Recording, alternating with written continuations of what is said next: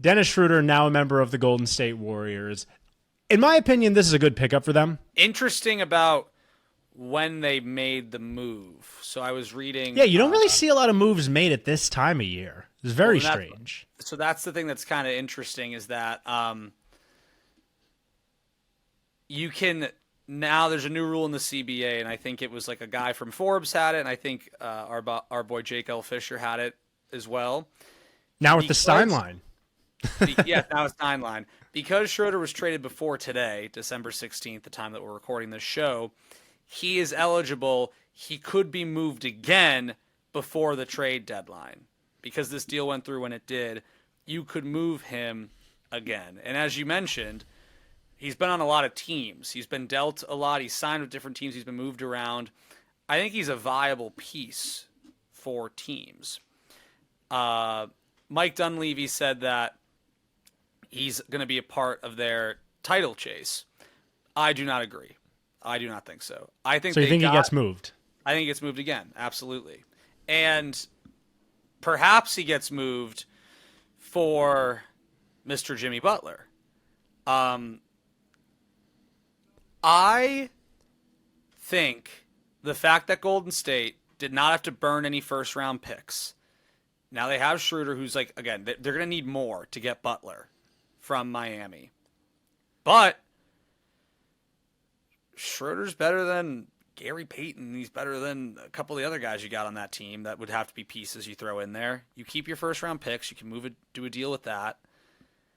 I don't think to make that move now signals to me that they're trying to do another move again.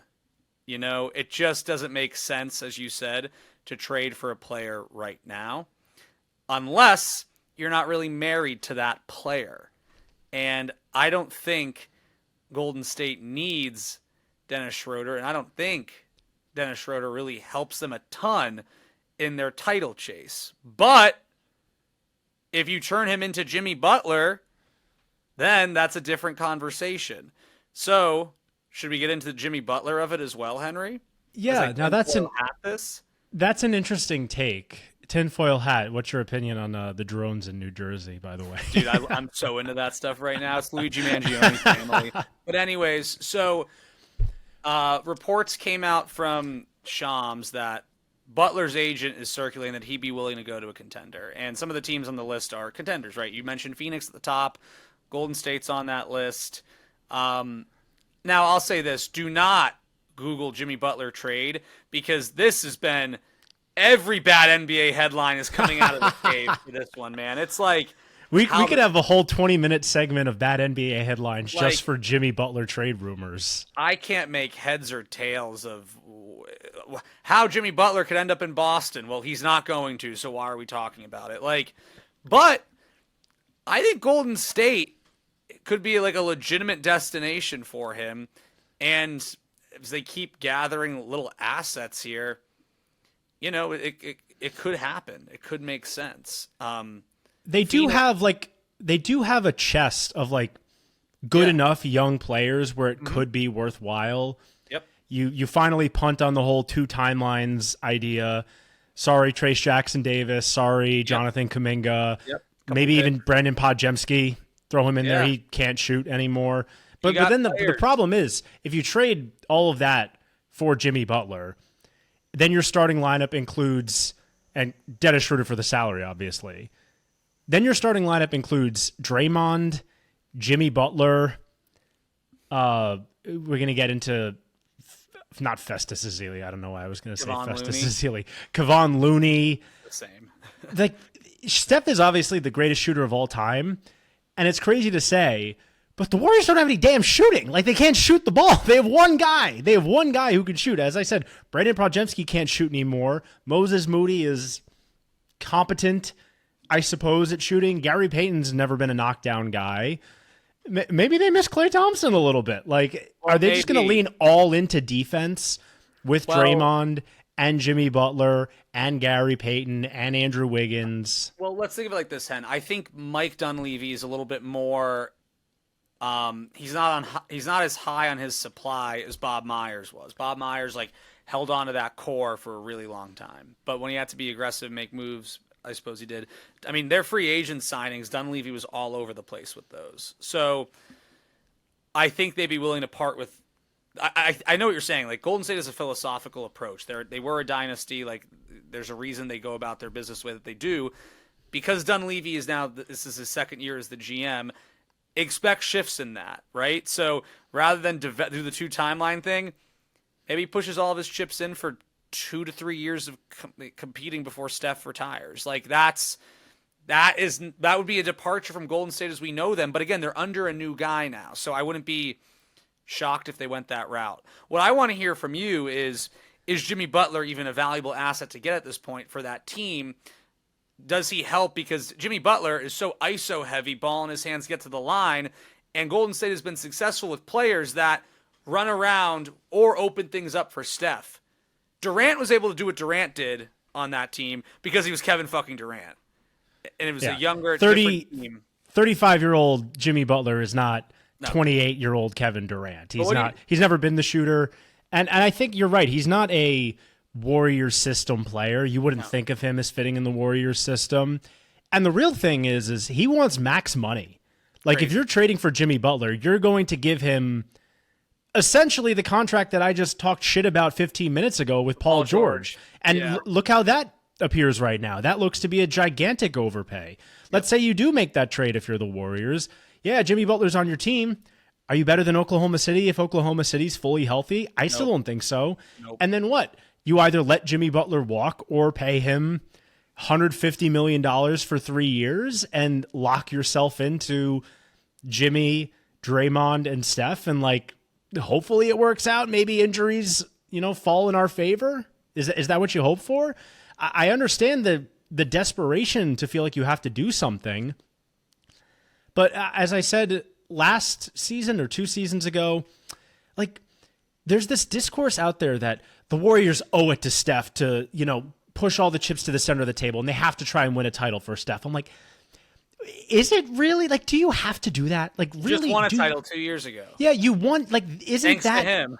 Yeah, isn't that like kind of that is the end of the dynasty, really? Like, you're gluttonous at this point. Yeah. Like, you're just asking for more than any team should really ever ask for. It's like, you already won a title before you formed the greatest team ever. Then you formed the greatest team ever, won 2 titles, could have won 3, and then that team ended, and then you came back and won another title 2 years after that, and now you're like, oh, wait, let's get 5.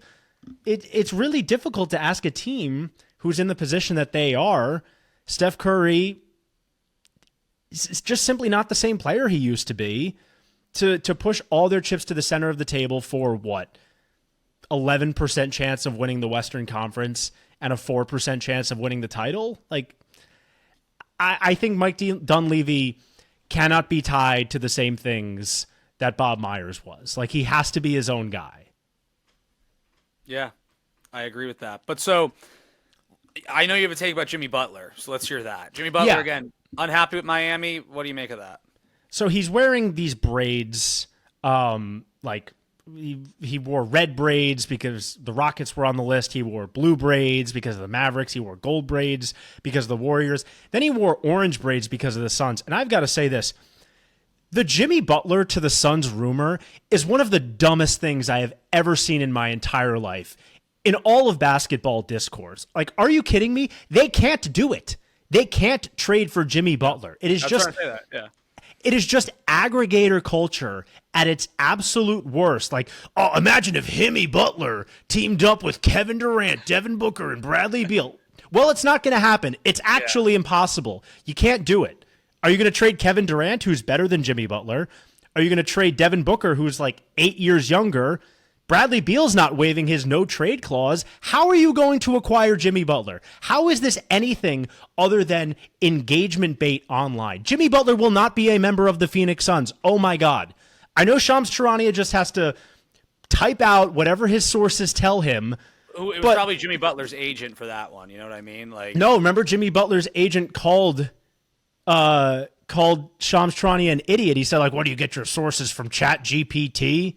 Oh, he said. So I'm folks. Yeah. I'm on Twitter right now. So some of these things Yeah. If it's not in the online news, I'm not seeing it. But I'll be back on Twitter. Yeah, so it probably came from the Suns, but like, it's not possible. Jimmy Butler's not going to the Suns. It's not going to happen. There's a 0% chance. You want to say the Rockets? Okay, like that could theoretically work out. That could be the consolidation trade. I wouldn't make it. I think he's from Houston or like the Houston area.